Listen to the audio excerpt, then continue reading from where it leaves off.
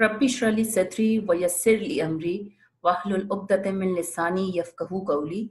औज़ु बिल्लाहि मिनश शैतानिर रजीम। बिस्मिल्लाहिर रहमानिर रहीम। अस्सलामु अलैकुम व रहमतुल्लाहि व बरकातुहू। सूरह अहज़ाब मदनी सूरा है जिसमें 73 आयात और 9 रुकुआत शामिल हैं। आज हम सूरह अहज़ाब का रुकू नंबर 1 और 2 में मौजूद आयत नंबर 7 ता 9 पढ़ेंगे। आयत नंबर 7 और 8 रुकू नंबर 1 में है, जबकि आयत नंबर 9 से दूसरा रुकू शुरू हो जाता है। बिस्मिल्लाहिर्रहमानिर्रहीम। तर्जुमा।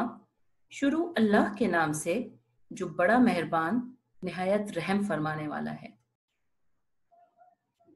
وَإِذْ أَخَذْنَا مِنَ النَّبِيِّينَ مِيثَاقَهُمْ وَمِنكَ وَمِن نُوحٍ وَإِبْرَاهِيمَ وَمُوسَى وَعِيسَى ابْنِ مَرْيَمَ وَأَخَذْنَا مِنْهُم مِيثَاقًا غَلِيظًا۔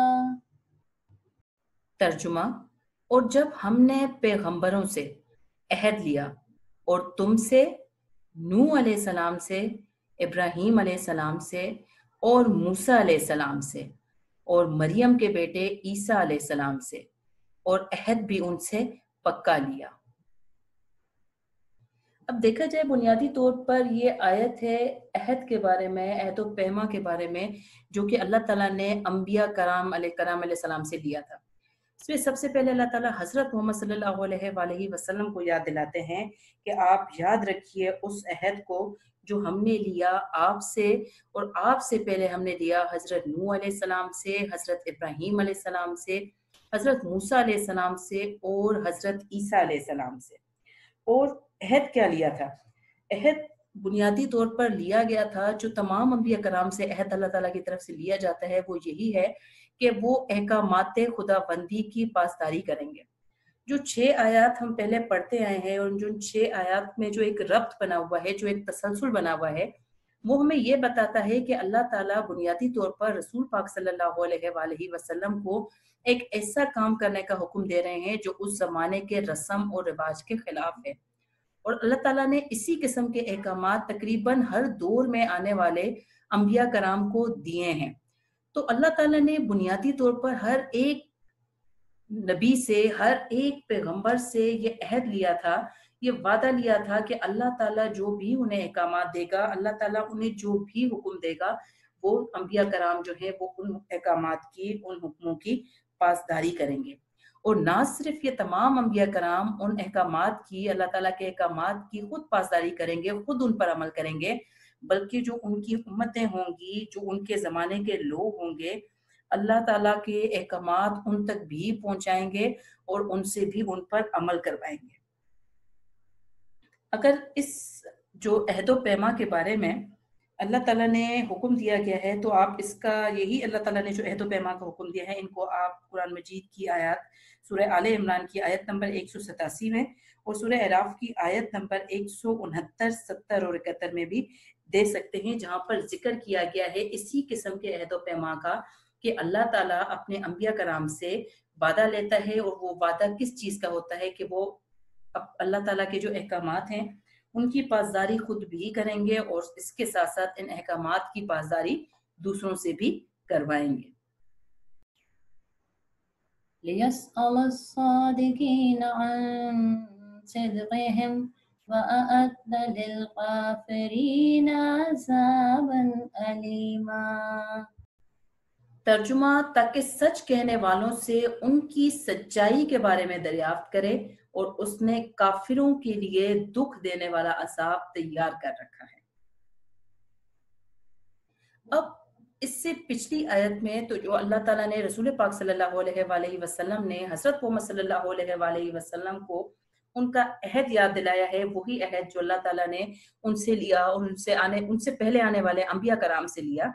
अल्लाह ताला वो अहद आप सल्लल्लाहु अलैहि वसल्लम को याद करवाने के बाद उनसे अल्लाह ताला रसूल पाक सल्लल्लाहु अलैहि वसल्लम से अल्लाह ताला ये फरमा रहा है कि जो अहद आपसे मैंने लिया था कि आप मुझसे डरेंगे, लोगों से नहीं डरेंगे, और जो मैंने अहकामात आपको दिए हैं وہ بے شک اس زمانے کے اصولوں کے خلاف ہوں، رواجوں کے خلاف ہوں، لوگوں کی ذہنیت کے خلاف ہوں، لیکن آپ ان پیغاموں کو پورے کا پورا بالکل ویسا جیسے میں آپ کو دے رہا ہوں لوگوں سے لوگوں تک پہنچائیں گے.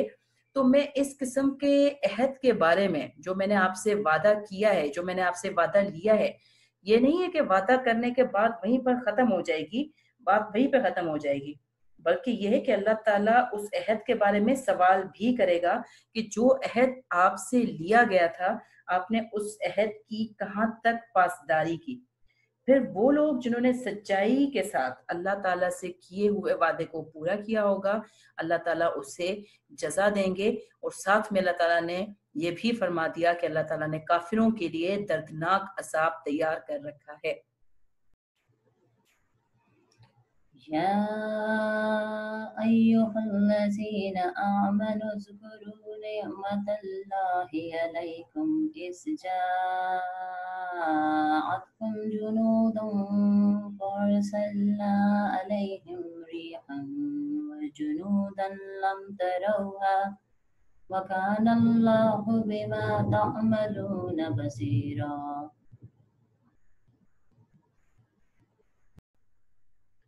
ترجمہ: مومنو، اللہ کی اس مہربانی کو یاد کرو جو اس نے تم پر اس وقت کی جب فوجیں تم پر حملہ کرنے کو آئیں تو ہم نے ان پر ہوا بھیجی اور ایسے لشکر نازل کیے جن کو تم دیکھ نہیں سکتے تھے، اور جو کام تم کرتے ہو اللہ ان کو دیکھ رہا ہے. بنیادی طور پر اس آیت سے لے کر رکوع نمبر 3 کے آخر تک کی آیات اس وقت نازل ہوئی تھیں جب نبی پاک صلی اللہ علیہ وآلہ وسلم غزوہ احزاب کے بعد غزوہ بنو قریظہ سے بھی فارغ ہو چکے تھے، اور اللہ تعالیٰ اس آیت کے اندر جو احسانات اس نے مسلمانوں پر کیے وہ مسلمانوں کو یاد دلا رہا ہے. اب بنیادی طور پر اللہ تعالیٰ کے 2 احسانات جو ہیں وہ اس آیت کے اندر یاد دلائے گئے ہیں اللہ تعالیٰ کی طرف سے. ان میں سے اللہ تعالیٰ کا پہلا احسان آندھی ہے، جبکہ دوسرا ہے غیر مرئی فوج، یعنی نہ دکھائی دینے والی فوجیں. اللہ تعالیٰ رسول پاک صلی اللہ علیہ وآلہ وسلم سے فرماتا ہے کہ آپ یاد کیجئے اس وقت کو کہ جب میں نے آپ کے لیے، آپ کی مدد کے لیے آندھی بھیجی تھی. اور یہ آندھی اسی وقت نہیں آئی تھی جب دشمنوں نے مدینہ پر حملہ کیا تھا، بلکہ جب محاصرے کو تقریباً 1 مہینہ گزر چکا تھا، مسلمانوں کے پاس خوراک بالکل ختم ہو چکی تھی، مسلمانوں کی ہمتیں کم پڑ گئی تھیں. اللہ تعالیٰ نے ایسے وقت میں مدد بھیجی ان کے لیے ایک آندھی کی صورت میں. اور اس آندھی نے کیا کام کیا؟ اس آندھی نے ڈرا دیا، اور اس آندھی نے آخری جھٹکے کا، تابوت میں جو آخری کیل ہوتی ہے اس کا کام کیا، اور لشکر کفار کو وہاں سے بھاگنا ہی پڑا. اس کے ساتھ اللہ تعالیٰ کہتا ہے میں نے آندھی کے ساتھ ساتھ نادیدہ افواج بھی بھیجی، نہ دکھائی دینے والی میں نے فوجیں بھیجی. اب اللہ تعالیٰ جس نادیدہ فوج کا ذکر کر رہا ہے، اللہ تعالیٰ نے نام نہیں لیا فرشتے کا، لیکن نادیدہ افواج اللہ تعالیٰ کے حکم سے فرشتے بھی ہو سکتے ہیں، ایسے فرشتے جو کسی کو دکھائی نہیں دے رہے تھے، ٹھیک ہے، جو کسی کو نظر نہیں آ رہے تھے. لیکن آپ کو پتہ ہے اللہ تعالیٰ کے حکم سے فرشتے بغیر نظر آئے بھی اللہ تعالیٰ کی بہت سارے کام سر انجام دیتے رہتے ہیں، اور جو نامور فرشتے ہیں وہ جو کام بھی کر رہے ہیں ان کو آپ میں دیکھ نہیں سکتے، لیکن وہ اللہ تعالیٰ کا نظام چلا رہے ہیں. تو ہو سکتا ہے اللہ تعالیٰ کہتا ہے میں نے جو نہ دکھائی دینے والی فوجیں بھیجی تھی اس سے مراد اللہ تعالیٰ کی فرشتے ہوں. لیکن اس کے ساتھ ساتھ یہ بھی ہو سکتا ہے کہ اللہ تعالیٰ کی کچھ پوشیدہ، کچھ مخفی طاقتیں اللہ تعالیٰ کی اس سے مراد ہوں، اور یہ وہی طاقتیں ہیں جو انسانی معاملات میں ہر وقت اللہ تعالیٰ کے اشارے پر کام کرتی رہتی ہیں اور ہمیں اس کی خبر ہی نہیں ہوتی.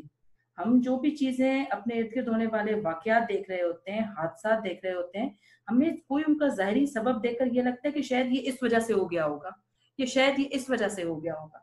لیکن در حقیقت اندر ہی اندر اس دنیا کے اندر غیر محسوس طور پر اللہ تعالیٰ کے حکم پر، اللہ تعالیٰ کے اشارے پر جو قوتیں کام کر رہی ہیں، یہی چیزیں مخفی طاقتیں کہلاتی ہیں، یہی چیزیں نادیدہ افواج کہلاتی ہیں جو اللہ تعالیٰ کے حکم پر کسی بھی وقت کوئی بھی کام سر انجام دیتی ہیں. تو اللہ تعالیٰ نے 2 اپنے احسانات یاد دلائے ہیں مسلمانوں کو اس آیت کے اندر، ایک آندھی اور دوسرا نہ دکھائی دینے والی افواج. آج کے سبق میں ہم نے پڑھا کہ اللہ تعالیٰ اپنے پیغمبر جو اللہ تعالیٰ کے چنے ہوئے بندے ہوتے ہیں جو اللہ تعالیٰ کے چنے ہوئے منتخب کردہ انسان ہوتے ہیں اور عام انسانوں سے کردار کے لحاظ سے بلند ترین سطح پر ہوتے ہیں، اللہ تعالیٰ ان پیغمبروں سے بھی وعدے لیتا ہے، پر اللہ تعالیٰ فرماتا ہے کہ جو وعدہ میں نے آپ سے لیا ہے، جو عہد میں نے آپ سے لیا ہے، میں اس کے متعلق آپ سے سوال بھی کروں گا، لہٰذا وعدہ کریں تو اس کی پاسداری کیجیے۔ اور اسی پیغام کے ساتھ مجھے اجازت دیجیے، اپنا خیال رکھیں، اپنے گھر والوں کا خیال رکھیں، اس دعا کے ساتھ کہ اللہ تعالیٰ ہمیں آسانیاں عطا فرمائے اور آسانیاں بانٹنے کی توفیق عطا فرمائے۔ مجھے اجازت دیجیے، اللہ حافظ۔